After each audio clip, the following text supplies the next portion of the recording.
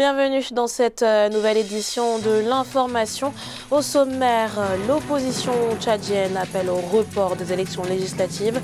Déclaration de Félix Nialbé, chef de file de l'opposition, qui estime que la crise sanitaire et le contexte sécuritaire ne permettent pas de préparer les consultations électorales dans la sérénité. Le personnel soignant mobilisé face au Covid-19 au Cameroun. Le système de santé a notamment pu s'appuyer sur quelques 1500 agents communautaires de par le pays. Mais pris de court par la maladie, des contaminations sont tout de même à déplorer dans le corps médical du pays. Et le Burkina Faso se dote d'une plateforme numérique unifiée dans le cadre de la lutte contre le Covid-19. Composé de 4 solutions innovantes, les grandes caractéristiques du projet ont fait l'objet d'une présentation officielle. Mais tout d'abord, au Lesotho, épilogue de la saga politico-judiciaire autour de Thomas Tabané, très attendu par ses pairs. Le Premier ministre a finalement rendu sa démission ce lundi. Accusé d'avoir participé à l'assassinat de son ex-femme, Thomas Tabané a été récemment mis au banc de la classe politique du pays par ses propres pairs. Thomas Tabané, dont le mandat s'achève en 2022, s'était engagé à quitter ses fonctions en juillet prochain en raison de son âge. Dès le 22 mai prochain, c'est Moeketsi Majoro, jusque-là ministre des Finances, qui prendra sa place à titre provisoire. Si Thomas Tabané a officialisé sa démission, il n'a toutefois pas indiqué quand cette dernière prendra effet. Après avoir été repoussé à de multiples reprises depuis 2015, au Tchad, les élections législatives doivent avoir lieu en décembre 2020. Le pays a depuis malheureusement connu les pires crises sécuritaires et sanitaires de son histoire. Un état de fait qui a poussé le chef de l'opposition, le député Félix Nialbé, à appeler au report du scrutin. Grazela Tchakounte, Neile Claude Bessa. Le chronogramme électoral est caduc, estime l'opposition tchadienne qui appelle à un report des élections législatives prévues le 13 décembre 2020. Pour son chef de file, Félix Nialbé, la conjoncture sanitaire actuelle est une entrave à la bonne préparation de cette échéance. Je crois qu'il est encore très prématuré de demander le report des élections législatives prévues le 13 décembre 2020 au Tchad. Il s'agit d'une question de volonté. Si vraiment le gouvernement veut, il est possible d'organiser la mise à jour de ces fichiers électoraux parce qu'il ne s'agit pas de faire un recensement complet, mais juste une mise à jour, donc recensement partiel, que avant de demander ces reports, le chef de file de l'opposition aurait dû déjà se concerter des autres partis politiques de l'opposition afin d'avoir une position commune. Tout montre qu'on est en train de se diriger vers d'abord l'organisation des élections présidentielles en avril 2021, puis des élections législatives après. L'enjeu est pourtant important. L'actuelle Assemblée nationale, très largement dominée par la majorité présidentielle, avait été élue en 2011 pour 4 ans. Mais depuis 2015, le scrutin a été reporté à plusieurs reprises en raison de la menace terroriste. À présent, le gouvernement se dit prêt à toute éventualité. Que les élections se tiennent en décembre, en janvier, en février, le MPS sera toujours prêt. Mais nous comprenons parfaitement que l'opposition sollicite, en raison du coronavirus, le report des élections. Il appartient donc désormais à la commission électorale de trancher. Se pliera-t-elle au caprice du Covid-19? La question est en suspens. Quoi qu'il en soit, les préparatifs des législatives 2020 suivent leur cours. Les représentations de la commission électorale indépendante se déploient progressivement dans les différentes provinces du Tchad. Potentiel candidat au poste de maire de la ville de Cotonou, Luc Sétondi Atrokpo du parti Union progressiste au Bénin était dans la course pour les municipales de 2020 ce 17 mai. Il convoite la plus grande municipalité du pays après un parcours au bilan partagé à la tête de la mairie de Boïkon, ville située au centre du Bénin. Déjà président de l'Union des communes du Zou, UCOS, Luc Atrokpo est à la tête de l'Association nationale des communes du Bénin depuis novembre 2015. Notre correspondant Lev Tionou est allé à sa rencontre. À l'instar des candidats en lice pour les communales et municipales du 17 mai 2020 au Bénin, le potentiel candidat au poste de maire de la ville de Cotonou, Luc Atrokpo, candidat du parti Union progressiste, est sous le feu des projecteurs dans le cadre de ses joutes électorales locales. Maire sortant de la ville de Boïkon, candidat à la conquête de la municipalité de Cotonou, Il a exprimé son suffrage dans le 13e arrondissement. La gestion municipale ou communale est une gestion d'ensemble. On a vu beaucoup de choses. Je suis candidat pour être élu municipal, conseiller municipal. D'abord la première phase. L'autre phase, c'est à décider après. J'espère que les conseillers que nous serons, toutes tendances confondues, auront à cœur le développement de la ville de Cotonou. Au total, 49 conseillers communaux seront élus pour le compte de la capitale économique du pays. Les dispositions particulières de l'élection des membres du conseil communal inscrites dans le nouveau code électoral suscitent la polémique. Il s'agit des articles 184 et 187 relatifs à l'attribution des sièges.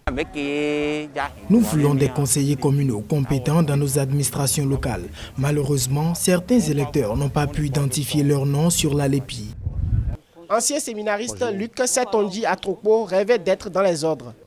À 46 ans, ce juriste de formation est l'un des maires les plus en vue du Bénin. Depuis sa première magistrature, il accumule des distinctions. Toutefois, sa gestion ne manque d'être controversée par ses adversaires politiques. Dans l'actualité également, l'après-pandémie de coronavirus qui se prépare. Le New York Forum Institute met à l'honneur la résilience du continent africain face au Covid-19. Ce 19 mai, l'institution organise une table ronde virtuelle de haut niveau sur le thème « Pour un monde résilient, l'appel de l'Afrique en faveur d'une nouvelle gouvernance mondiale ». À cette occasion, 5 chefs d'État africains, salués pour leur gestion efficiente de la pandémie de Covid-19, partageront leur expérience sur une pandémie qui était pourtant envisagée par de nombreux observateurs comme une potentielle catastrophe majeure pour le continent. Et sachez que vous pourrez suivre cette table ronde virtuelle sur Africa 24 ce mardi 19 mai dès 17h30 GMT. Au Cameroun, le personnel soignant est en alerte face au Covid-19. Médecins, aides-soignants, infirmières ou encore agents communautaires, tous sont en première ligne aux 4 coins du pays face à la pandémie. Seulement, le manque de moyens de protection, l'impréparation et le manque de formation à la gestion de cette crise sanitaire a conduit les médecins à compter parmi leurs rangs des personnes infectées, voire décédées. Nathalie Mo. De l'écoute à la guérison des malades, les médecins sont en première ligne de la lutte contre la pandémie de Covid-19 au Cameroun. Dans chaque région du pays, des équipes spécialement dédiées à la prise en charge des malades sont mobilisées, assistées de près de 1500 agents communautaires qui se chargent de la sensibilisation des citoyens au respect des gestes barrières. Seules personnes habilitées à côtoyer les malades, ils sont souvent amenés à remplacer les proches, familles et amis des malades pour adoucir la lourdeur des soins.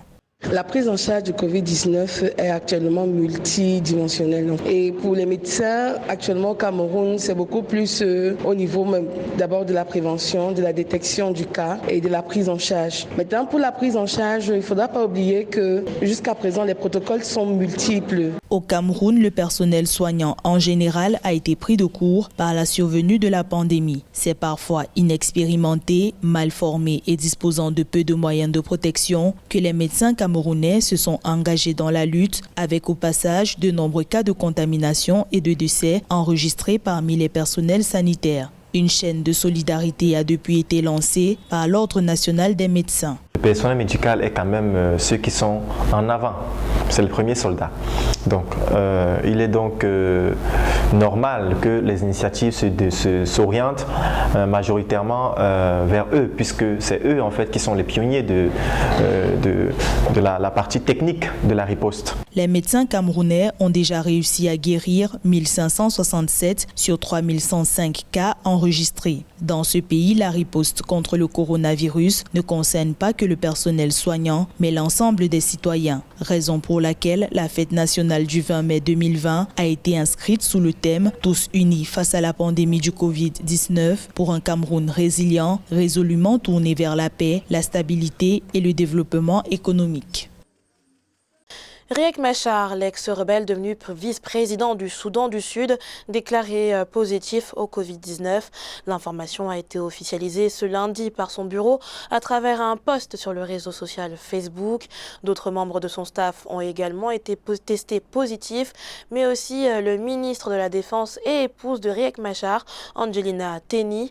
Le couple contaminé après avoir interagi avec des membres infectés du groupe de travail de haut niveau sur le Covid-19 a été par ailleurs annoncé qu'il entamerait une quarantaine de 14 jours dans leur résidence. En ces temps de pandémie, le recours aux solutions numériques est privilégié. C'est notamment le cas au Burkina Faso. Le pays dispose désormais d'une plateforme numérique unifiée composée de 4 solutions innovantes, toutes nées grâce au Innov Challenge. La plateforme a par ailleurs fait l'objet d'une présentation officielle. Reportage de notre correspondant Jean-Paul Ouedraogo. Le Burkina Faso a lancé avec succès sa plateforme numérique unifiée dans le cadre de la lutte contre la Covid-19. Destiné à appuyer les initiatives locales existantes, ce projet digital est l'aboutissement d'un web binaire dénommé Innov Challenge, lancé avec la coopération du Fonds d'équipement des Nations Unies, UNCDF, et le Grand-Duché du Luxembourg. Un plus dans le renforcement, l'information et l'orientation de la lutte contre la pandémie. Une fois le comité scientifique a été mis en place, a examiné et évalué les différentes propositions.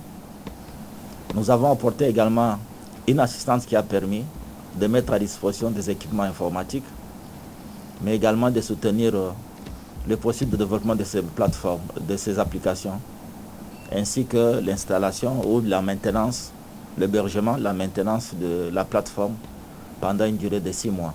Au total, 4 innovations ont été présentées pour répondre à l'urgence de la situation. Il s'agit notamment des applications mobiles Diagnos.me pour l'autodiagnostic des citoyens, Mondiosi pour la prise en charge et l'assistance de cas suspects, du tableau de bord interactif d'aide à la décision pour la comparaison de données et le respirateur artificiel Made in Burkina, dont les premiers prototypes seront bientôt mis à la disposition des centres de santé. Ces plateformes viennent compléter celles déjà existantes, développées par mes équipes techniques qui sont les applications de suivi des cas suspects, de sensibilisation, de gestion de toutes les données Covid, cas suspects, cas contacts, résultats de laboratoire. Un chatbot WhatsApp d'aide à la sensibilisation contre la Covid a également été implémenté par les autorités sanitaires. L'ensemble de ces solutions numériques sont reversées au ministère de la Santé au titre des solutions endogènes à la crise du Covid. Dans le reste de l'actualité, l'autosuffisance en concentré de tomates, c'est l'objectif que veut atteindre le Nigeria, pourtant deuxième producteur africain et 14e au rang mondial. Le pays s'appuie essentiellement sur des importations en provenance de Chine, importations qui, face à la demande croissante de ce produit très prisé dans la cuisine nigériane, ont grimpé en flèche. Si des mesures ont été prises pour réduire ces importations, développer la transformation locale des tomates nées au Nigeria, toujours pas chose facile. Aïssatou Bari. Le Nigeria veut être autosuffisant en concentré de tomates. Le marché de la tomate et de ses produits dérivés est parmi l'un des plus importants en Afrique, avec une valeur de près de 2,5 milliards de dollars.